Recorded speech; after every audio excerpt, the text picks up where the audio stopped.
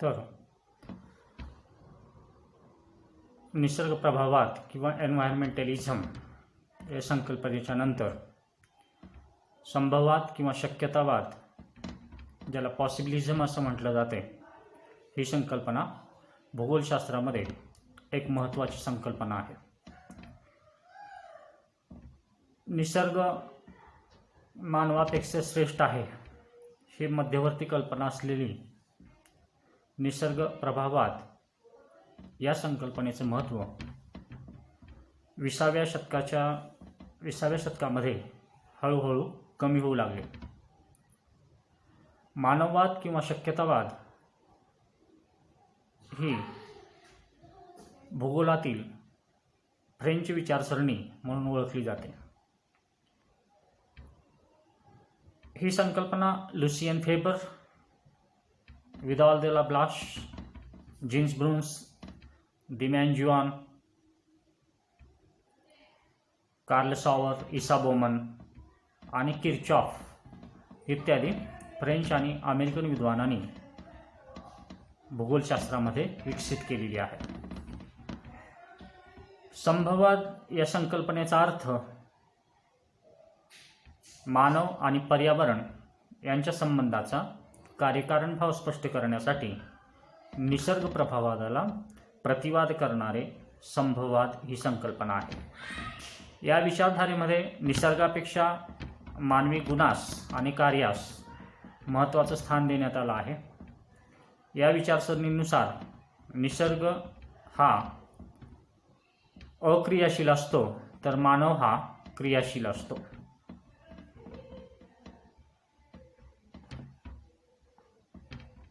बौद्धिक क्षमता, कल्पकता, दूरदृष्टी, प्रयत्न, शास्त्रीय व तांत्रिक गुण मानवाकडे असल्यामुळं मानव हा एक महान शक्ती आहे आणि तो निसर्गातील विविध शक्यतांचा वापर करून घेत असतो. मानव प्रतिकूल नैसर्गिक परिस्थितीवर मात करून स्वतःचा विकास साध्य करतो आणि सांस्कृतिक विकास घडवतो.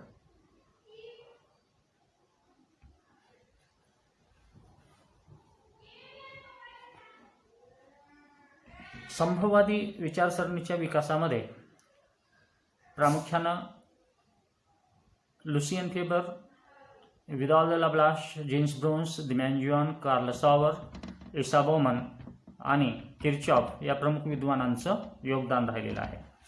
त्यापैकी लुसियन फेबर, संभववाद या शब्दाचा सर्वप्रथम वापर करणारा हा लुसियन फेबर आहे. इतिहासाची भौगोलिक प्रस्तावना या ग्रंथामध्ये फेबरनं संभववादी संकल्पना मांडलेली दिसून येते. त्याच्यामध्ये मानव निसर्गाचा दास नाही, मानव एक क्रियाशील प्राणी आहे. पर्यावरणात परिवर्तन करून तो आपली प्रगती साधत असतो. फेबरच्या मते there are no necessities but everywhere possibilities and man as master of these possibilities is the जज ऑफ देअर यूज. त्यानंतर विदाल दिला द ब्लाश या विद्वानानं प्रिन्सिपल्स डी जॉग्राफिक ह्युमेन या ग्रंथामध्ये संभववादाचं विवेचन केलेलं आहे. ॲनल्स या पत्रिकेतूनही ब्लाशनं संभववादी विचार मांडलेले दिसून येतात. मानव निर्जीव वस्तू नसून तो क्रियाशील आहे. मानवानेच कृषी क्रांती आणि औद्योगिक क्रांती घडवून आणली आहे. निसर्ग संभावना किंवा शक्यता निर्माण करतो. या संभावनांचा स्वामी मानवच असून तो आपल्या इच्छेनुसार आणि आवडीनुसार त्याचा वापर करून घेतो. ब्लाशच्या मते निसर्ग सल्लागारापेक्षा जास्त नाही. Nature is no more than an adviser. त्यानंतर जीन्स ब्रुन्स, ब्लाशचा हा शिष्य, संभववादाचा पुरस्कर्ता होता. ब्रुन्सने आपल्या ह्युमन जॉग्राफी या ग्रंथामध्ये संभववादी विचारसरणी प्रतिपादित केली आहे.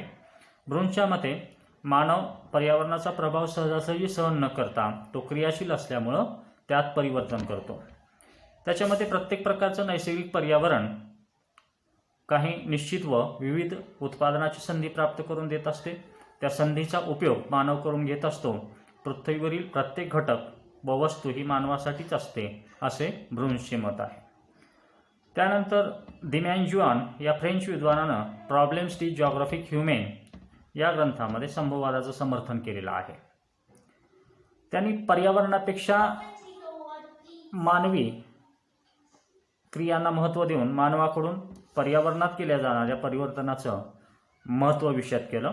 मानवाने वाहतूक साधनांचा विकास केला, विहिरीद्वारे जलसिंचन केलं, अन्नासाठी नवीन रोपट्यांचा विकास केला इत्यादी प्रकारे मानव पर्यावरणामध्ये परिवर्तन घडवून आणत असतो असे मत डिमॅन्जियानं त्या ठिकाणी मांडलेलं आहे. त्यानंतर इसा बोमन नावाचा अमेरिकन विद्वान जॉग्रफी अँड सोशल सायन्स नावाच्या ग्रंथामध्ये पर्यावरण आणि मानव यांच्यातील परस्पर संबंधाचे विवेचन त्यानं संभववादी दृष्टिकोनातून केलेलं आहे.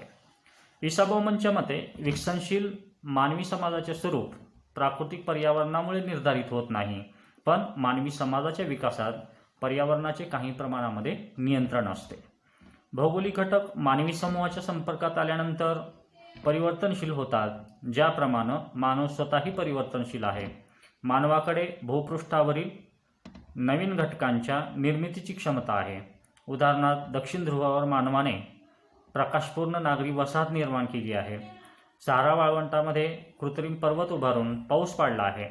बटाटे आणि मका या पिकांचं मूळ स्थान कोलंबिया असून मानवानं जगातल्या बऱ्याच प्रदेशामध्ये या पिकांचं उत्पादन घेऊन शेतीचा विस्तार देखील केलेला आहे असं इसा बोमन म्हणतो. त्यानंतर कार्ल सॉवर या विद्वानानं the agency of man and earth या ग्रंथामध्ये पर्यावरण आणि मानव यांच्या कार्यकारण समभावामध्ये मानवाच्या कार्याचं महत्त्व स्पष्ट केलं. त्याच्या मते मानवाने प्राकृतिक भूपृष्ठामध्ये सुरुवातीपासूनच परिवर्तन केलेलं आहे.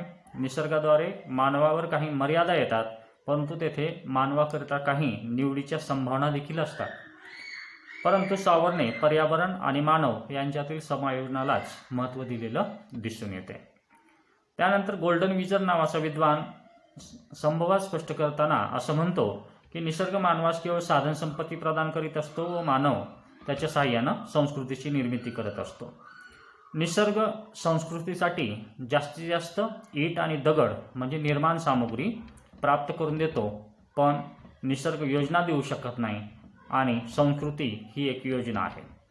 अशा प्रकारे विविध तज्ज्ञांनी पर्यावरण आणि मानव यांच्यातील संबंधाचं स्पष्टीकरण संभववादी दृष्टिकोनातून केलेलं दिसून येते. या विचारसरणीवर देखील अनेक टीका झालेल्या दिसून येतात. त्यामध्ये ज्याप्रमाणे निश्चयवादी तज्ज्ञांनी निसर्गास सर्वशक्तिमान समजण्याची चूक केली, त्याचप्रमाणे संभववाद्यांनी मानवशक्तीला सर्वशक्तिमान मानण्याची चूक केली आहे अशा आशयाची टीका या विचारसरणीवर झालेली आहे. एन.व्ही. स्कार्फ नावाचा विद्वान म्हणतो की मानवाने निसर्गावर विजय मिळविला आहे असे म्हणणे मूर्खपणाचे आहे. त्याचबरोबर निसर्ग मानवाला नियंत्रणात ठेवतो असे म्हणणेही योग्य नाही. भूगोलास संश्लेषित शास्त्र म्हणजे सिंथेटिक सायन्स मानणारे जे काही विद्वान होते, या विद्वानांच्या मते मानव निसर्ग यांच्या संबंधाचा अभ्यास एकत्रितपणे केला पाहिजे, कारण मानव व निसर्ग हे दोन्ही घटक सारखेच महत्त्वाचे असतात. त्यानंतर संभववादी तज्ज्ञ प्रामुख्याने इतिहास आणि सामाजिक शास्त्राचे अभ्यासक होते. त्यांनी निसर्गाच्या तुलनेमध्ये मानवाच्या क्रियाप्रक्रियांचं अध्ययन केलेलं आहे. त्यामुळे त्यांनी नैसर्गिक घटकापेक्षा मानवी कार्यास अधिक महत्त्व दिले आहे अशा प्रकारची टीका या संभववादी विचारसरणीवर केली जाते. वरीलप्रमाणे या विचारधारेवर अनेक टीका जरी झाल्या असल्या तर भूगोलशास्त्रामधील एक महत्त्वाची संकल्पना म्हणून संभववादाकडं पाहिले जाते. निसर्ग आणि मानव यांच्यातील परस्पर संबंध स्पष्ट करणारी ही एक महत्त्वाची विचारधारा मानली जाते.